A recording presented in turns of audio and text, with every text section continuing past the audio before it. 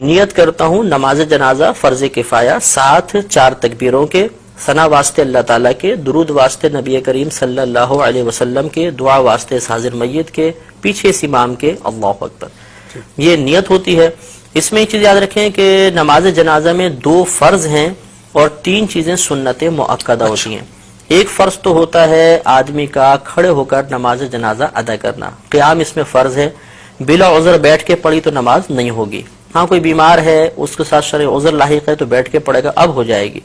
اور دوسرا رکن ہوتا ہے 4 تکبیریں، جنازے کی 4 تکبیریں فرض ہیں، اور 3 چیزیں اس میں سنت مؤکدہ ہیں، ثنا پڑھنا، درود پاک پڑھنا اور میت کے لیے دعا پڑھنا۔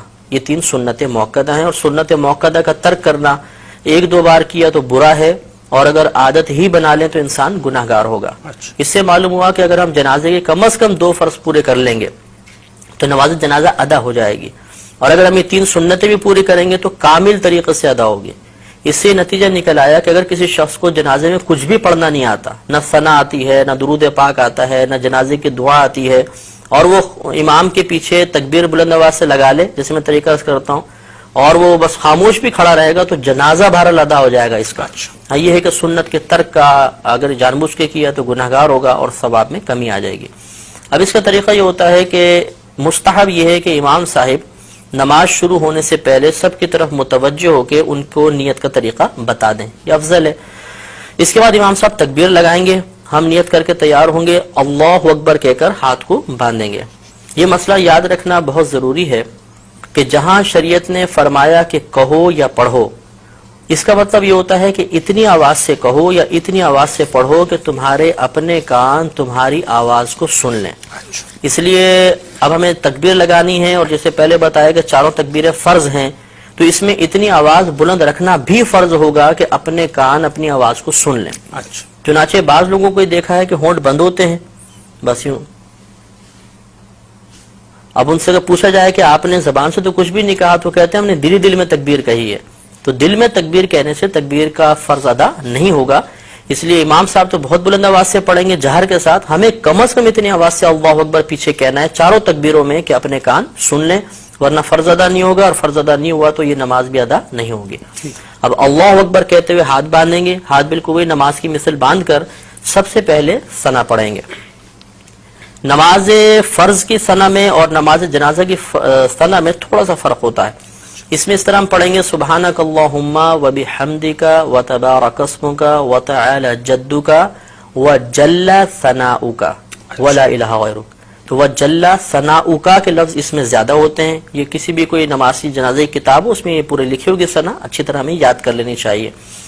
اس کے بعد ہم اگر ختم کر چکے ہیں انتظار کریں گے، امام صاحب دوسری تکبیر لگائیں گے۔ یہ یاد رکھیں کہ نماز جنازہ میں فقط پہلی تکبیر میں ہاتھ اٹھانے، باقی آگے کی 3 تکبیروں کے اندر ہاتھ نہیں اٹھائیں گے، لیکن زبان سے اللہ اکبر کہا جائے گا۔ تو بغیر ہاتھ اٹھائے اب اللہ اکبر کہیں گے، اور اس کے بعد اب ہم درود پاک پڑھیں گے۔ اس میں وہی درود پاک پڑھنا افضل ہے جو ہم عام نمازوں میں پڑھتے ہیں، یعنی درود ابراہیمی۔ لیکن اگر کسی کو یاد نہ ہو تو کوئی بھی درود پاک پڑھ لیں، بلکہ یاد ہو اس کے باوجود دوسرا درود پاک پڑھیں گے تب بھی نماز ہو جائے گی، اور افضل یہ تھا کہ درود ابراہیمی پڑھا جاتا۔ اس کو پڑھنے کے بعد اب تیسری تکبیر لگے گی، ہاتھ نہیں اٹھائیں گے لیکن زبان سے اللہ اکبر کہیں گے، اور اس کے بعد اب میت کے لیے دعا کریں گے۔ اگر نابالغ لڑکا ہے تو اس کی علیحدہ دعا ہے، نابالغ بچی ہے علیحدہ دعا ہے، اور بالغ مرد و عورت کی ایک ہی دعا ہوتی ہے۔ یہ دعائیں ہمیں نماز جنازہ کی کتابوں سے یاد کر لینی چاہیے۔ اگر بالفرض کسی کو یہ دعائیں یاد نہ ہوں تو کوئی بات نہیں، وہ کوئی بھی ایسی دعا کر لیں کہ جس میں امور آخرت کے بارے میں کچھ طلب کیا گیا ہو، دنیاوی کوئی چیز نہ طلب ہو رہی ہو، آخرت کے بارے میں، تو یہ ہم کوئی بھی دعا اس میں پڑھ سکتے ہیں۔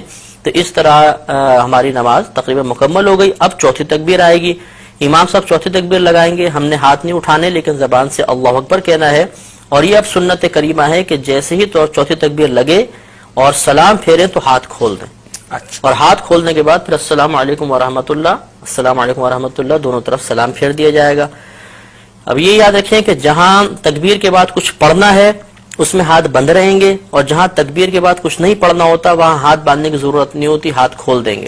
تو پہلی 3 تکبیروں میں چونکہ تکبیر کے بعد کچھ پڑھنا تھا تو ہاتھ بندے رہے، چوتھی میں کچھ محل ہی نہیں ہے پڑھا تو ہاتھ کھول کر پھر ہمیں سلام پھیرنا مفتی صاحب عموماً لوگ یہ غلطی کیا کرتے ہیں کہ صاحب وہ جو چوتھی تکبیر ہے اس میں ہاتھ اسی انداز سے بندھے رہتے ہیں اور سلام پھیرتے ہیں وہ مطلب یہ خلاف سنت ہو جائے گا. اچھا. نماز ہو جائے گی خلاف سنت ہے کہ ثواب میں کمی ہوگی. سنت یہی تھی کہ ہاتھ کھول کر پھر سلام پھیرے جائیں.